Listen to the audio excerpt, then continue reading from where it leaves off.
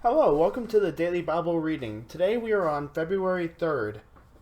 We shall start on Exodus 17:8 through 19:15. While the people of Israel was still at Rephidim, the warriors of Amalek attacked them. Moses commanded Joshua, "Choose some men to go out and fight the army of Amalek for us. Tomorrow I will stand at the top of the hill, holding the staff of God in my hand." So Joshua did what Moses had commanded and fought the army of Amalek.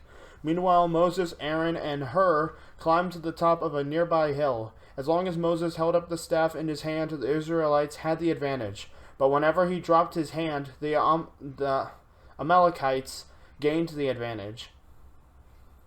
Moses' arms soon became so tired he could no longer hold them up. So Aaron and So Aaron and Hur found a stone for him to sit on. Then they stood on each side of Moses, holding up his hands. So his hands were held steady until sunset. So his hands held steady until sunset. As a result, so his hands held steady until sunset. As a result, Joshua overwhelmed the army of Amalek in battle. After the victory, the Lord instructed Moses, "Write this down on a scroll as a permanent reminder and read it aloud to Joshua. I will erase the memory of Amalek from under heaven."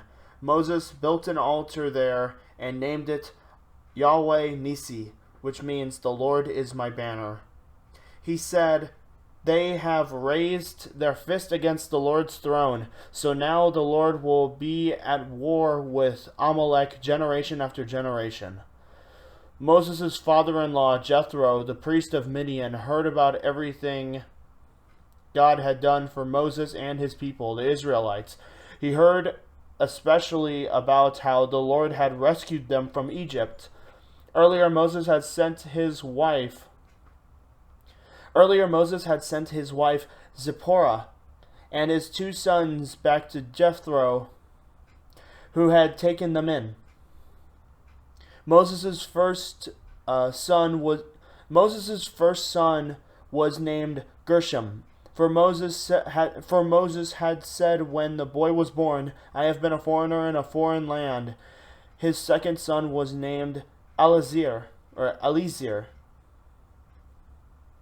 For Moses had said, "The God of my ancestors was my helper. He rescued me from the sword of Pharaoh." Jethro, Moses' father-in-law, now came to visit Moses in the wilderness. He brought Moses' wife and two sons with him, and they arrived while Moses and the people were camped near the mountain of God.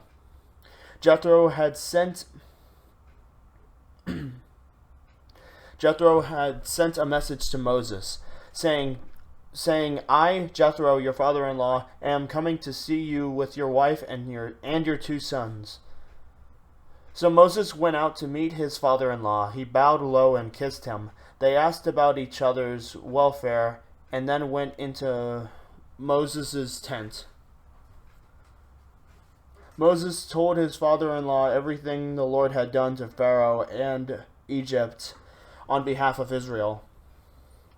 He also told about all the hardships they had experienced along the way and how the Lord had rescued his people from all their troubles. Jethro was delighted when he heard about all the good things the Lord had done for Israel as he rescued them from the hand of the Egyptians. "Praise the Lord," Jethro said, "for he has rescued you from the Egyptians and from Pharaoh. Yes, he has rescued Israel from the powerful hand of Egypt. I know now that the Lord is greater than all other gods, because he rescued his people from the oppression of the proud Egyptians." Then Jethro, Moses' father-in-law, brought a burnt offering and sacrifices to God. Aaron and all the elders of Israel came out and joined him in a sacrificial meal in God's presence. The next day Moses took his seat to hear the people's disputes against each other. They waited before him from morning till evening. They waited before him from morning till evening. When Moses' father-in-law,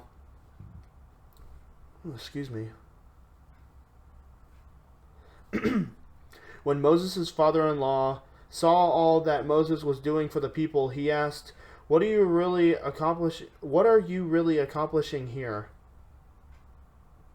Why are you trying to do all this alone while everyone stands around you from morning till evening?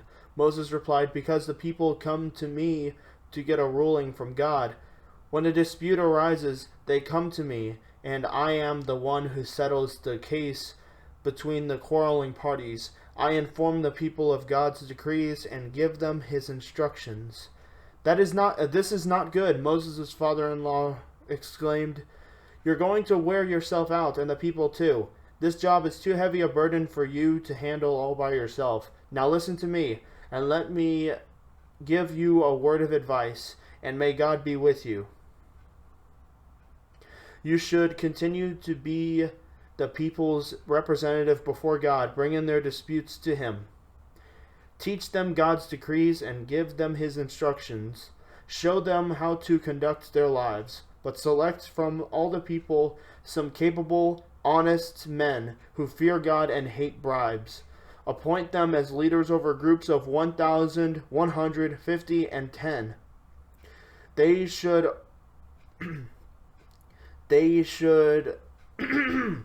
always be available to solve the people's common disputes, but have them bring the major cases to you. Let the leaders decide the smaller matters themselves. They will help you carry the load, making the task easier for you. If you follow this advice, and if God commands you to do so, then you will be able to endure the pressures, and all these people will go home in peace. Moses listened to his father-in-law's advice and followed his suggestions. He chose capable men from all over Israel and appointed them as leaders over the people. He put them in charge of groups of 1,150 and 10. These men were always available to solve the people's common disputes. They brought the major cases to Moses, but they took care of the smaller matters themselves. Soon after this, Moses said goodbye to his father-in-law, who returned to his own land. Exactly 2 months after the Israelites left Egypt, they arrived in the wilderness of Sinai. After breaking camp at Rephidim, they came to the wilderness of Sinai and set up camp there at the base of Mount Sinai.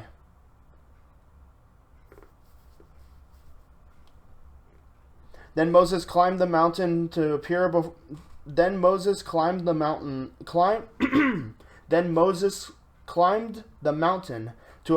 God. The Lord called to him from the mountain and said, Give these instructions to the family of Jacob. Announce it to the descendants of Israel.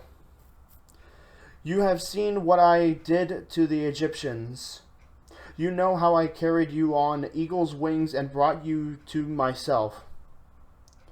Now if you will obey me and keep my covenants, you will be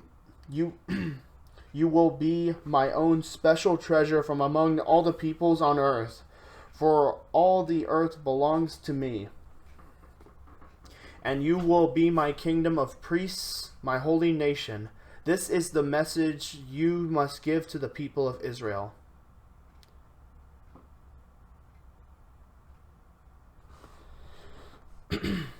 So Moses returned from the mountain and called together the elders of the people and told them everything the Lord had commanded him. And all the people responded together, We will do everything the Lord has commanded. So Moses brought the people's answer back to the Lord. Then the Lord said to Moses, I will come to you in a thick cloud, Moses, so the people themselves can hear me when I speak with you. Then they will always trust you. Moses told the Lord what the people had said. Then the Lord told Moses, Go down and prepare the people for my arrival. Consecrate them today and tomorrow and have them wash their clothing. Be sure they are ready on the third day.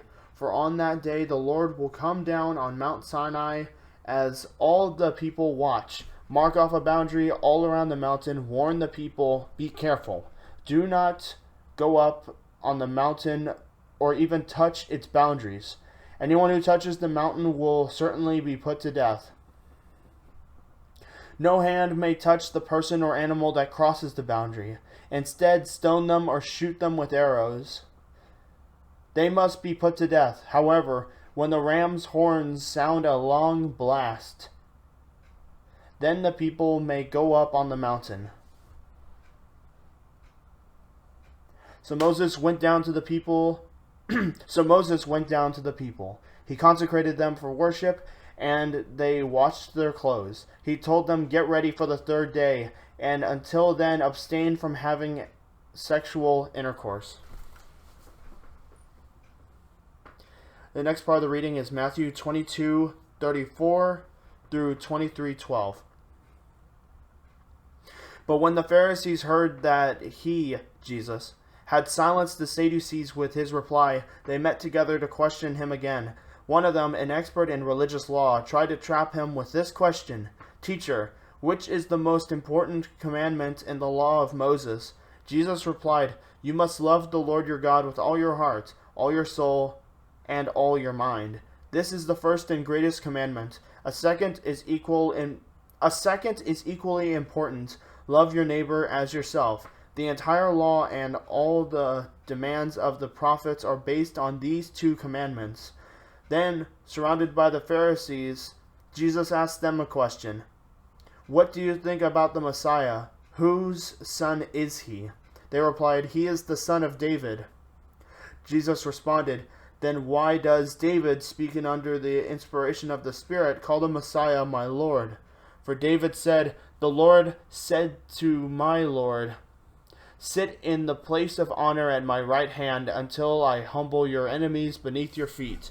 Since David called the Messiah my Lord, how can the Messiah be his son?" No one could answer him, and after that, no one dared to ask him any more questions.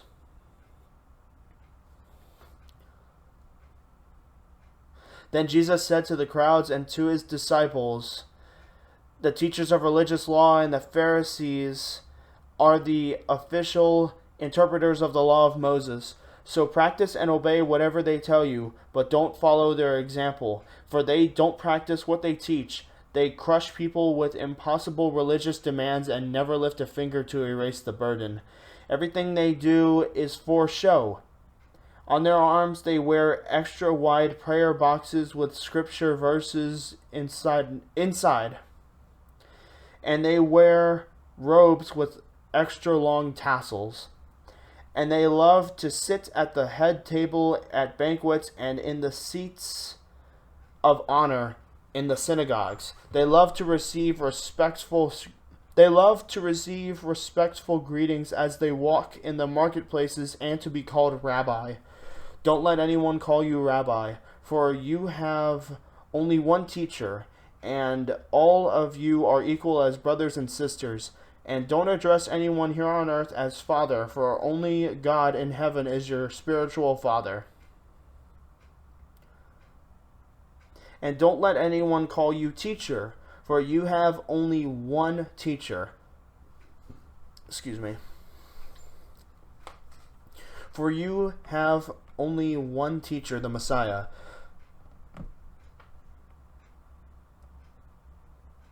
The greatest among you must be a servant.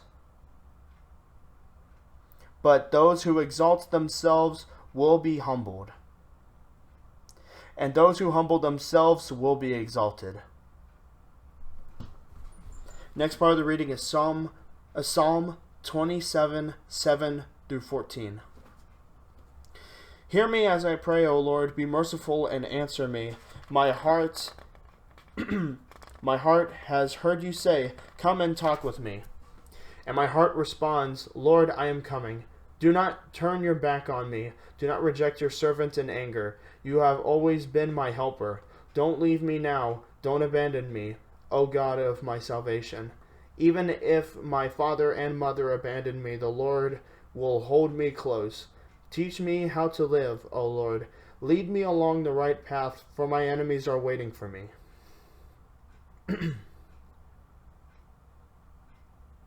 Do not let me fall into their hands, for they accuse me of things I've never done.